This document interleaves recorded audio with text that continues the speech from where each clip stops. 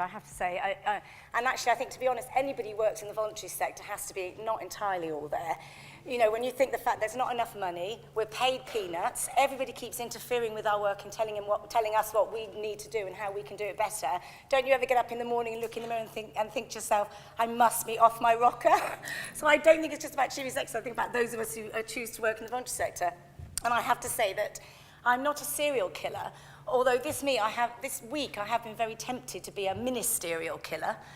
Not Nick Hurd, I have to say I rather like, even though we completely disagree on almost everything. He's a great guy, but just clearly misguided. But some other ministers who I won't name, Francis Maud, and other ministers who, you know, I wouldn't, of course, fantasize about murdering Jeremy Hunt. Anyway, so I'm not a serial killer, tempted to be a ministerial killer. And I have to say, Peter, I so approve of any funder that funds pubs. How brilliant is that? It's very impressive already. I will actually say about Peter, in my opinion, and I'm not just blowing wind up, I'm not just bigging you up, Peter, he is, in my opinion, the best chief executive the big lottery fund has ever had. He's incredibly accessible. He really, really does get what we're trying to do. And he's working in my opinion, a horrendous environment, an environment where we don't want the lottery to be directed by government. And however, he is working in that context, and I think he actually does a brilliant job, so all credit to them. They're doing the best they can. Giving, funding. Listen, this is my speech, right? Here, as you can see, it's scribbled and written all over. It was very clever, very impressive. I rehearsed it, I practiced it. I was going to talk about social impact bonds and social return on investment, all the rest of it. And then as I was driving up this morning, and I was thinking, running through my head, you know, this speech and what I was going to say, I suddenly found myself losing the will to live. I was really tempted just to drive off the motorway over the nearest cliff. And actually, the thing is, I can't be asked to talk to you about all of that stuff because the reality is, for the vast majority of you, it's completely irrelevant. Most of the government's giving schemes are not going to affect most of the voluntary sector. Let's be absolutely honest about that. Let's be real. The vast majority of stuff that they talk about in the Great Giving Paper, of which there is good stuff, don't get me wrong, but most of that is going to benefit large, big brand charities. ATM giving, enormously difficult to do ATM giving for small local charities. Social impact bonds, yeah, like hell, as if you as a small under £50,000 a year charity is ever going to have a cat in hell's chance of doing that. In fact, Nick Hurd and I had a bit of a row, well, we frequently row actually, but about charities taking out loans and loan funding, and you know, we're talking all about charities need to be more creative and find other ways of accessing money, you know, and stop being so grant dependent, which, by the way, just on an aside, can I just say that a grant, because what they're saying is depending on grants isn't sustainable, can I just say the voluntary sector has been sustaining itself on grants for about 400 years. What's not sustainable about that? The least sustainable form of funding, as most of us in this room will know, is bloody government funding, actually. And they've got the nerve to tell us that we're better off going for contracts from government, that's more reliable. Now, anybody in this room lost a government contract, either local authority or central authority? Or you don't want to? Yeah, exactly. Hello, yeah. How reliable is that? I swear to goodness in heaven. Anyway, so we had a little bit of an exchange of views about this business about loans and like charities taking out loans and investing in it. Now, I don't know about you, and Peter, you might say I'm wrong about this. I have yet to come across a funder who is happy to have in your funding bid, by the way, 20% of this money is going to pay the interest on a loan. Do you know any funders who are prepared to pay that off? In my experience, trustees don't take loans, not because they're risk averse, not because they're not creative and open to all the different ways that you can possibly get money. In fact, in my experience, quite the reverse, but because they're not stupid. Because they know they haven't got a cat in hell's chance most of the time of ever paying it back. So much of this stuff that's around, it's going to suit Bernardo's, it's going to suit the RNIB, it's going to suit big brand charities, and good for them. Let them go and get that capital. That is not what we need. And it's not going to work for most of us who work at a small, local and voluntary sector level. And also, yay, claps already. And you see, and still whilst I'm on the subject, see, as you can tell, I've been reflecting on the week, I'm cross. I'm really cross.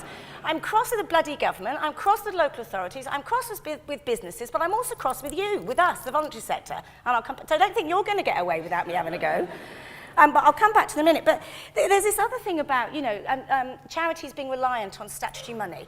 Now, in my experience, the vast majority of charities, smaller charities in particular, that rely on statutory income, rely on it because they are serving causes that the public and companies do not want to fund. The vast majority of charities, certainly because one of my particular passions is youth charities, disadvantaged youth, the kind of young people who even social services have given up on, the kind of young people who, you know, grace the front pages of the Daily Mail and, you know, are sort of vilified. Those sort of young people who've committed crimes and done all sorts of dreadful things. Those are the charities that I'm passionate about. Companies don't fund those kind of charities because it's not sexy and it's not attractive and the public doesn't like it. The public generally doesn't fund those sorts of charities unless, you know, which of course none of them do, unless you present it as if it isn't quite, you know, as difficult young people as they are. So for the most part, those kinds of charities can only get funding from the state or from the local authority. So it's naive for the government to turn around and say, find a new way of funding yourselves, don't rely on us, because so many of those charities are not sexy to companies, they're not sexy to the public, and they're often not sexy to trusts and foundations either.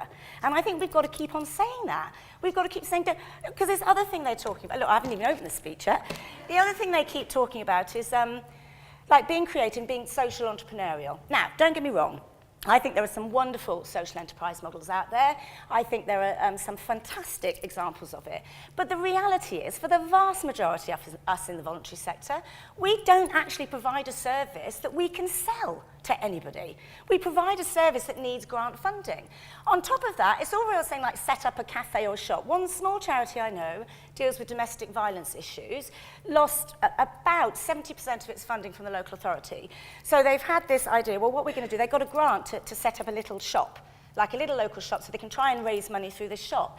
But of course, the problem is the vast majority of the time and effort of the, you know, the chief executive and the directors of this small charity is going into running the blooming shop, not providing the services to the victims of domestic violence.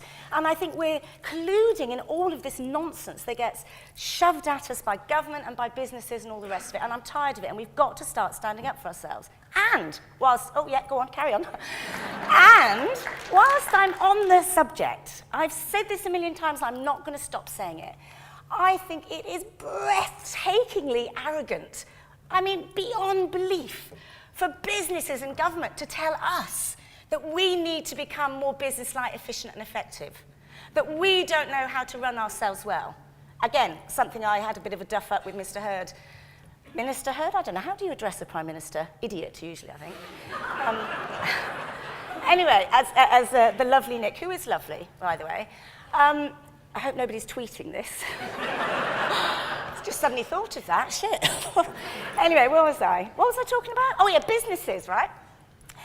I mean, please, forgive me, I may have misunderstood what's been going on in the global economy lately, but I'm pretty sure it wasn't the voluntary sector and charities that got the economy into this bloody great awful mess.